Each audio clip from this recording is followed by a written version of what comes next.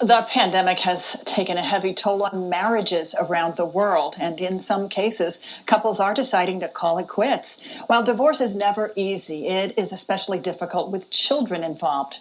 Joining us now with some steps to create strong to-address families after the split is divorce coach and best-selling author of The Best Worst Time of Your Life, Andrea Hips. Andrea, good to have you. Change, yep, never easy. And this kind of change, divorce, it affects the whole family. So you say there are three key factors that are often missing from the divorce recovery process. Can you tell us what they are? Yes, first, own your own part. Take responsibility for your role in the divorce. This helps you put the story of your divorce in the past where it belongs. Second, gratitude for your former partner. I get a lot of resistance on this one, but divorce dismantles our connection from each other, and gratitude is a known and proven way to rebuild. And finally, know your co-parent's operating system. Stop wasting your energy being shocked by what they do and don't do.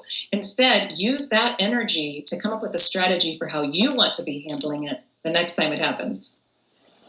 Yeah, even if you maybe don't agree with how they're doing things, but at least you're aware of how they operate. So what can parents do to try to identify their own triggers and maybe work to create a comfortable home family for their kids?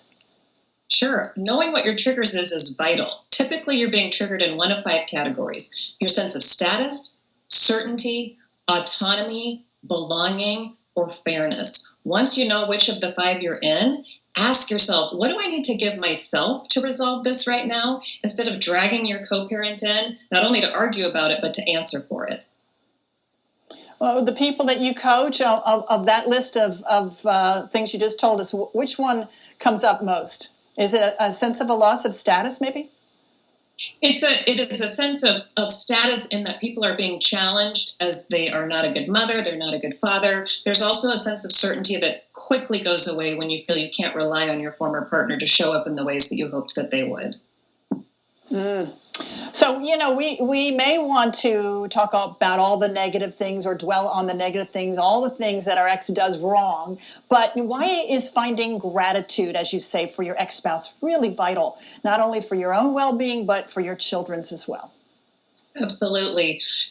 I talk to a lot of divorced parents who congratulate themselves for not saying anything bad about their former partner. And that's not a great long haul strategy. Your kid knows how you feel about their other parent, and you're not fooling anyone. Instead, what if you could pick up on one or two genuine gratitudes for their other parent? Talk about it to yourself, but more importantly, talk about it out loud with your kids. When your kids hear you championing their other parent, it turns the tension down in them a great deal and frees them to love both of you a lot more. And, it also just opens your eyes to that you're not in this alone, and you have someone out there that is co-parenting, maybe in some way.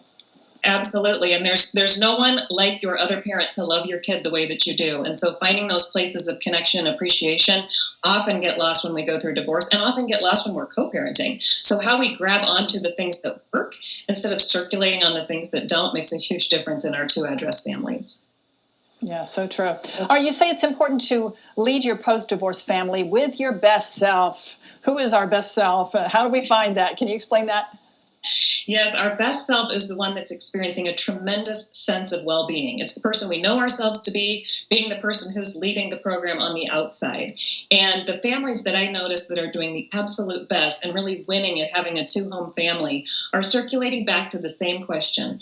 Today, how can I introduce more peace and more resolution to my two-address family? If you can spend some time every day wondering about that, it'll be a very generative process and start to create the creativity that you need in order to address this sometimes uncomfortable and destabilizing event in your life.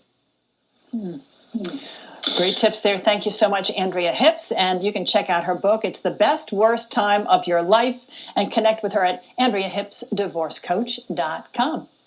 Andrea, thank you.